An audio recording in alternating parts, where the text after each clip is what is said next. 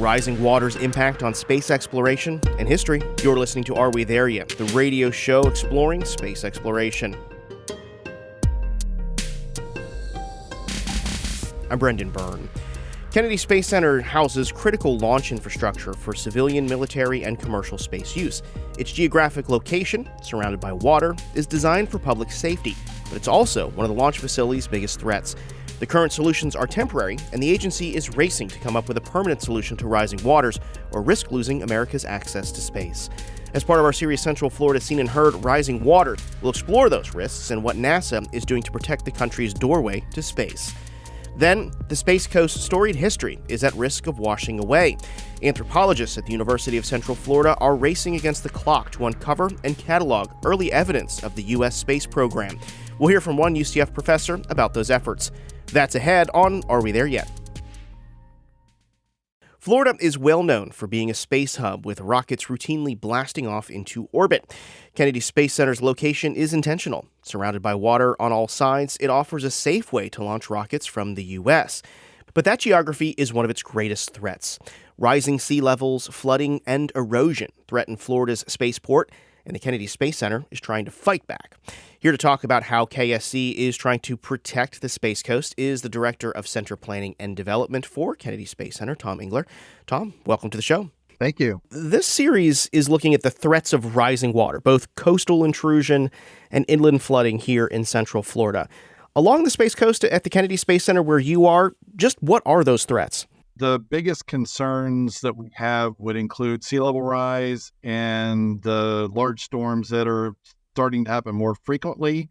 We kind of got the warning call a few years ago with Superstorm Sandy. We had a significant amount of erosion along our beach and the dune line that we have here. We have gone into a significant planning effort to try to deal with those threats as they are developing. When you look at a map, the Kennedy Space Center sits on some quite unique geography. It's, wedged between the Atlantic Ocean on the east, Banana River to the south, and you got the Indian River to the west and the north. This geographic location is by design, right? This is the best place to have a launch facility, correct? We are right next to the ocean. And so early on, as the American rocket program was developing, the biggest concern was hazards to the public and ensuring that as we do launches, and that remains the concern currently, that the risk to the public is minimized. So by definition, being next to an ocean and launching over that ocean minimizes that risk. But with that comes risk to the infrastructure, right? As you outlined earlier, the sea is trying to take it back, is it not? It's a constant battle, yes. You see it all over the world.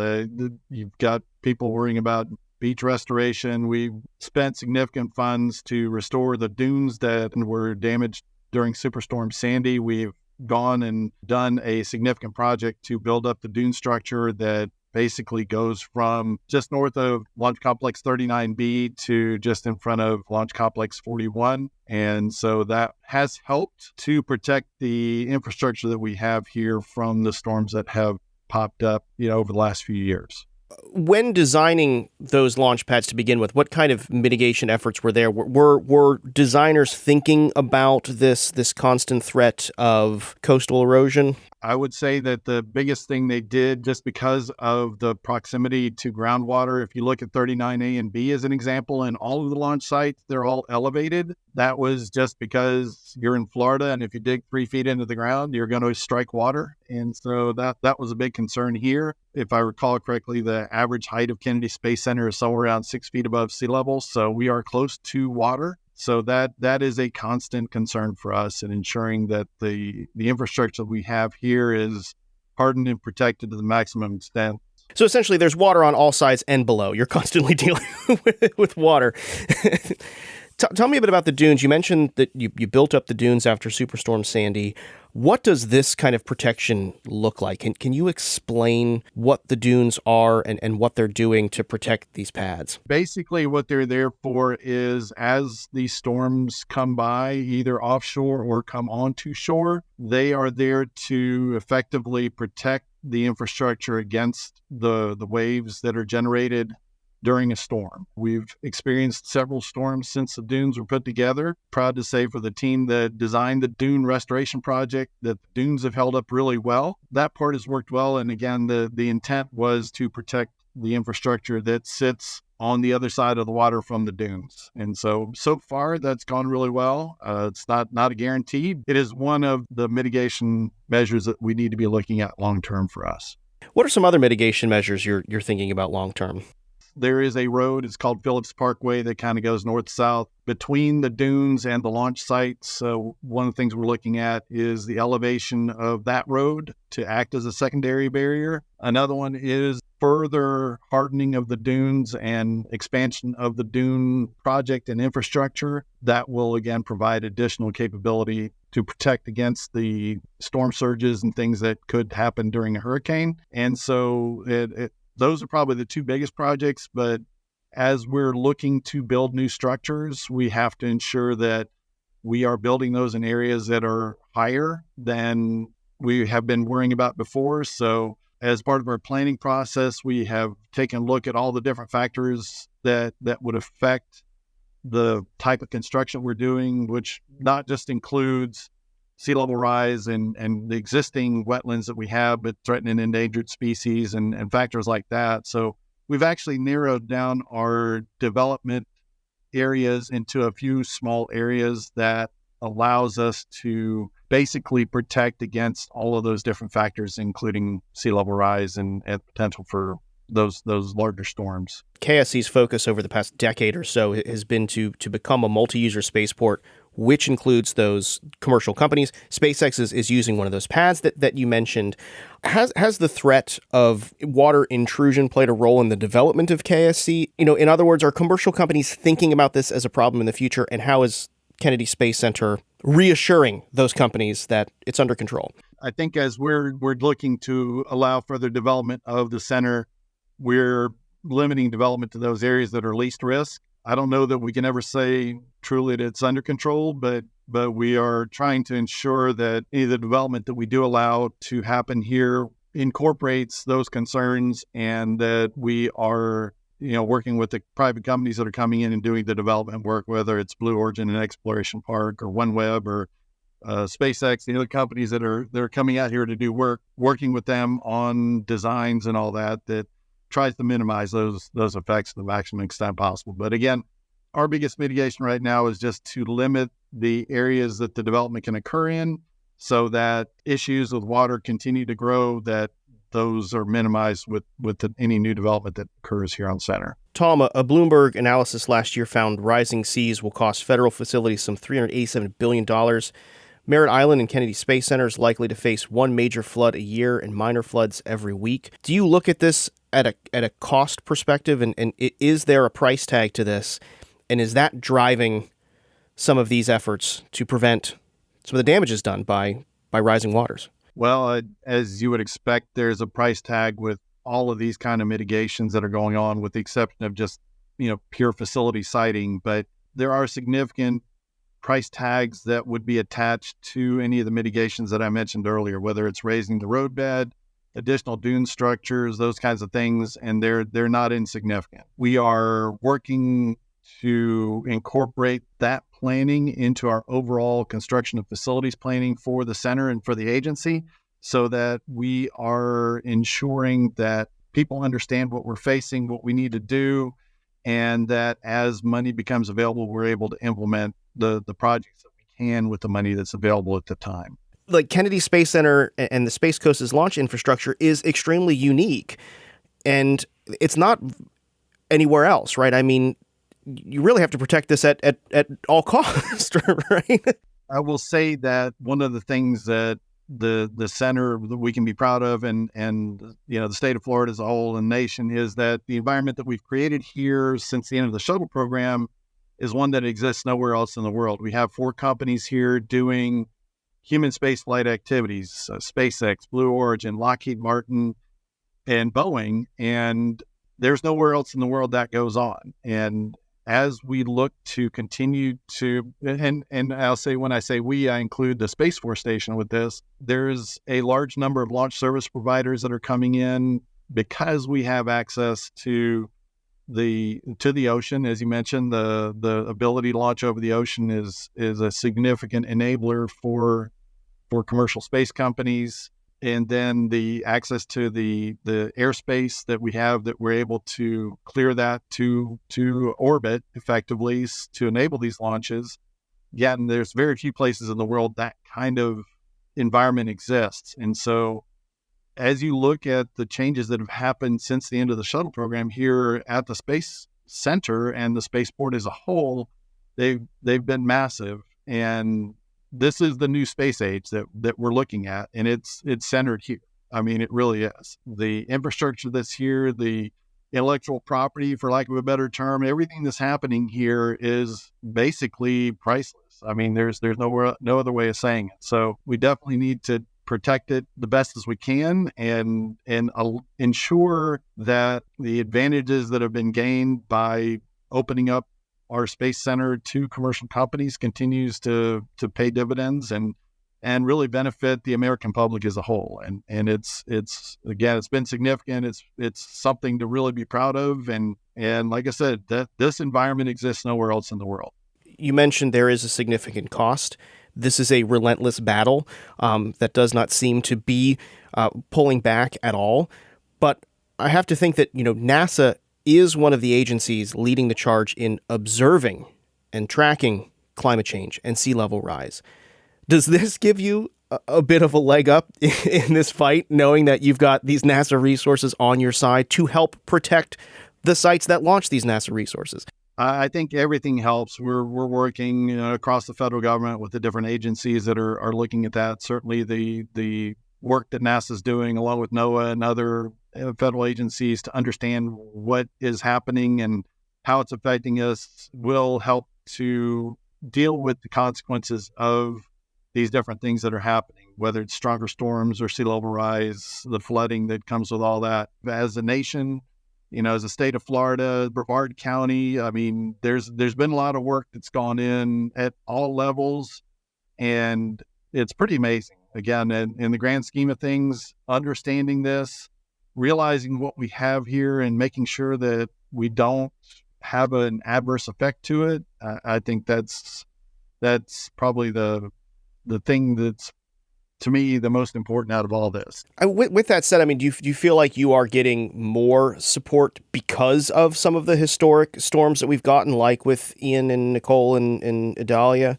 Any time that those have happened, we've been able to get the funding we need to fix and kind of prepare for the next one, fix what's broken and maybe get a little ahead of it for the next one. So again, the Dune project came out of Superstorm Sandy funds. So, and we've had things that have come in, and we've been able to do some hardening, localized hardening in areas that have been damaged. So is it the total answer? No. There is going to have to be at some point a larger reckoning, especially for coastal areas, that needs to really take a look at what needs to be done to harden overall, kind of at a federal and a congressional level. We're doing what we can to prepare for it, and so far we've gotten good support, but do we have everything we need right now? No. Hopefully it's coming. Tom Engler is Director of Center Planning and Development for Kennedy Space Center. Tom, thanks so much for speaking with us. My pleasure. Thank you. Still to come, saving Florida's Space Coast history from rising water. That's ahead. When Are We There Yet continues.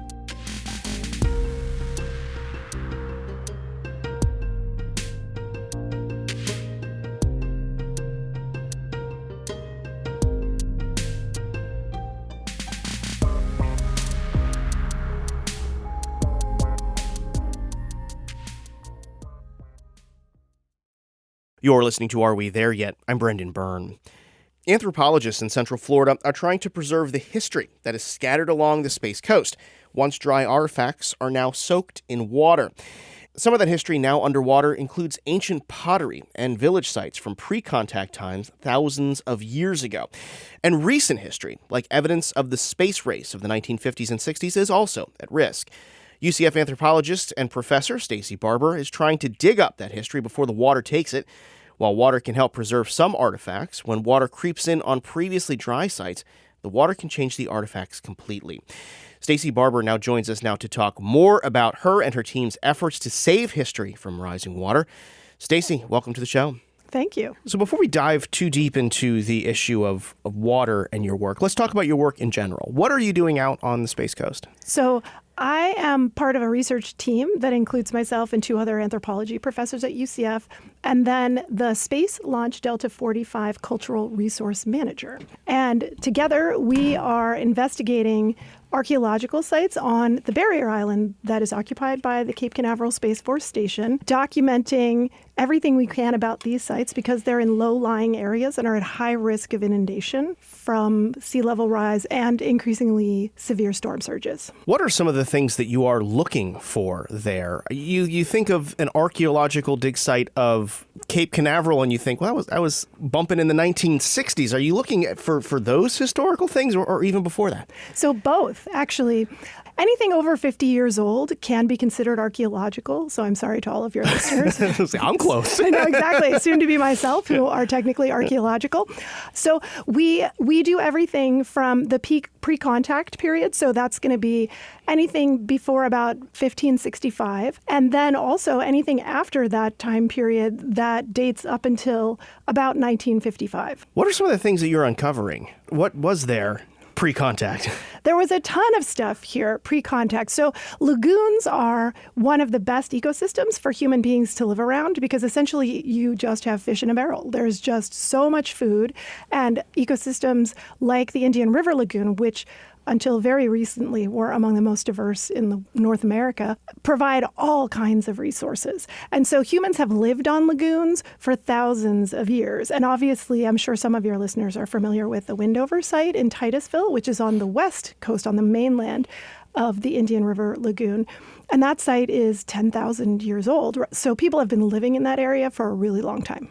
And you're finding archaeological evidence of that, huh? Absolutely. So we have everything from what would be called a midden site, which is essentially a place where refuse was deposited from shell fishing or fishing, to mound sites where people intentionally built mounds to bury ancestral individuals. So pre-contact burial sites, to really ephemeral stuff like, oh, somebody came in and got a bunch of shellfish from the oyster reef, chucked the oysters here and went on their way. So a wide range of archaeological sites. And then closer to our time, you're looking at the early days of the space program, right? The historic missile facilities and stuff like that were around in the mid 20th century, right? Yes. So one of the first sites that we investigated was actually the original lighthouse site for the Cape Canaveral Lighthouse. You may be aware that the lighthouse was relocated because of its proximity to shore. There was concern that it was not going to survive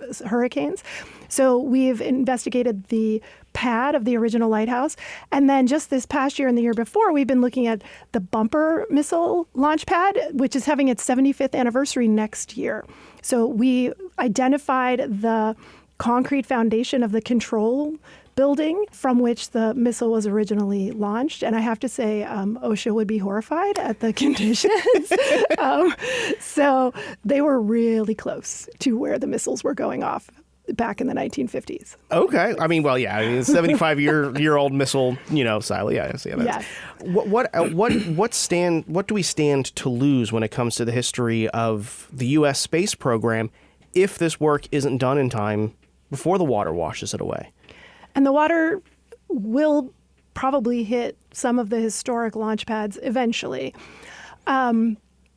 The space program is sort of fundamental to 21st century society, right? Cape Canaveral literally holds the physical remnants of this incredible technological development that our species, human beings, made in the 20th century. We went from a planet-bound species to an interplanetary species, right? We are sending probes to Mars. We've sent humans to the moon. I mean, these are incredible accomplishments. But they didn't happen overnight. They were work. And we don't want to forget the steps that are required to get from a rocket during the Second World War to Neil Armstrong. That was an incredible amount of hard work. And the launch pads and the facilities that controlled the rockets and the other components of the space program are literally just sitting on the surface at Cape Canaveral. And if we lose those, we lose all the details of how people created the infrastructure to allow that to happen. Mm-hmm. When you look at I'm thinking specifically of kind of Kennedy Space Center and Cape Canaveral. You look at the geography of it. You've got the Atlantic Ocean on the east, and then you've got bodies of water surrounding it all the time, on all other ends. And then there's also water coming up from the aquifer underneath. Forgive me, because my experience with anthropology is what I get from watching movies. You see, it's a lot of, you're brushing off dirt and dust and taking things, but really in these particular dig sites, you're dealing with water, right? Tell us a bit about the risk that water has on these historic artifacts that you're looking to find. Water is really interesting. It can be good and bad. Watery environments can actually preserve archaeological materials, like the Wendover site, where you had incredible organic preservation because there was very low oxygen. And that's where you're seeing like evidence of the shell fissures and stuff, right? So the Wendover site, which was excavated many years ago in Titusville, was a swamp site, and the sediment was saturated with water, and so things like cloth and hair and fingernails preserve. Really? So water can be this real boon to archaeology. However, if the site is dry and then water starts to creep into the site, when you have that change in conditions, that's when you really see destruction of sites. We are also finding, as water rises, that the archaeological remains that previously were dry land are now inundated. So when we look at, say, a village site, which we have many examples of, the Cape Canaveral area was occupied by hundreds, if not thousands of people in the pre-contact period. The archaeological sites now go out into the Indian River Lagoon. So when I want to know the limits of the site, I got to take off my boots and I got to roll up my pants and I got to wade out into the water, and I'm finding ancient pottery, I'm finding ancient shells. In the Indian River Lagoon in the today? Lagoon itself, absolutely. Yep, you just walk out into the water might be 6, 8, 24 inches deep, and you'll pick artifacts up off the bottom. But in this case, that's a bad thing, right? Yes, because those materials used to be dry and now they're saturated. And what happens is the salt from the salt water gets microscopically into the materials. And if that material gets picked up out of the water, the salts recrystallize and changes the molecular structure of the material, and it starts to slough. When the surface of something starts to slough away because salt is drying out and crystallizing inside of it. Yep. What are we losing? What could we lose as these events happen more frequently and with greater severity? So that's it's almost like a philosophical question. Right, yeah, it is. Yeah, what do we stand to lose? Yeah. And that really, so what you're asking me is, what do the remains of our past mean to us, right? Because when we lose them by something like storm surge or sea level rise, both of which are happening on Cape Canaveral, we are losing parts of the past. And one of the things I typically say when someone asks me this question is, well, why is memory loss a problem? For anyone at an individual level, at a collective level, our past is our memory. And we don't know who we are if we don't know where we've come from. The people who lived on the Indian River Lagoon prior to Spanish arrival are unfortunately not the ancestors of the vast majority of Floridians today. However, the people who lived pre-contact on the Indian River Lagoon were the people who created the lagoon that we inherited today, right? They're the ones who cared for the oyster reefs. They're the ones who created the original fishery. They're the ones who shaped the shoreline where their villages were located, where their ancestors were buried. So we have inherited a place that was already managed by people and that was already inhabited by people. And that lagoon is what created the lagoon we have today, the mix of species that are present, some of the waterways. All of our knowledge of that lagoon comes from the way that it was used and managed by people pre-contact. So you lose that history of the keepers and creators of this beautiful space that have led to such developments that we see now. Yeah, absolutely. I want to go back to, you mentioned the bumper site, because I think that's just one kind of anecdote about our history that we are discovering that is so close to present time. And we do risk losing that because of water. Is there anything that can be done to slow this down? Or, I mean, this is a constant battle that we're going to be having with the ocean trying to take back the land, right? Is there any way to slow it down so that you can continue this work? So I should say the barrier islands are going to continue to be there regardless of sea level rise. Barrier islands are notoriously shifty, right? That's what they do. They move and they change. If we could solve the problem of sea level rise and superstorms, I'm pretty sure that I would not be a college professor anymore, right? Controlling the weather, right? Exactly. So, I mean, there are certainly a lot of really smart people trying to solve these problems. Some of them are infrastructural. Do we change the landscape, increasing mangrove plantings, as one of my colleagues at UCF is in the biology department is doing? Do we build hard infrastructure? Do we build walls, which is something that the Space Force, I think, has talked about? You'd have to check with them. But, do we protect things like launch pads by building barrier walls or redirecting the movement of water? Some of that can be done. I can't lift the barrier islands out of the sea. Like, I can't make them higher. And they're really, really low-lying land. And storm surges aren't going to get smaller in the future. I mean, that's just not what's going to happen. Some of it is out of our control, right? We can't affect the angle of the Earth towards the sun that causes the warming, that causes some of the ocean problems. We could maybe drive around a little less, redo infrastructure here in Central Florida to reduce our carbon footprint. I mean, there are things like that can be done. But in the short term, what I can do is I can dig these sites and document these sites before they get washed away, in the hopes that while the sites may be gone, the materials that were in them are protected in climate control conditions, and we have my field notes and we have my radiocarbon dates and all of those things to allow future researchers to continue to understand and build on our knowledge of that past. So you have to get it before the water does. Absolutely. A race against time and water, right? It is a race against time and water, yeah. We've been speaking with Stacey Barber. She's a professor of anthropology at the University of Central Florida. Thank you, Stacey. Thank you. It's been a pleasure. That's going to do it for this week's show. If you're not already, be sure to subscribe to the show's podcast feed so you never miss an episode. Do that on Apple Podcasts, Spotify, YouTube, or wherever you get your podcasts. We've got more space coverage online. Visit cfpublic.org/space.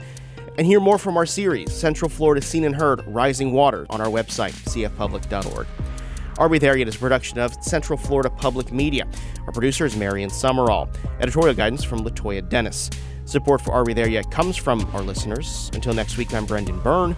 Thanks for listening.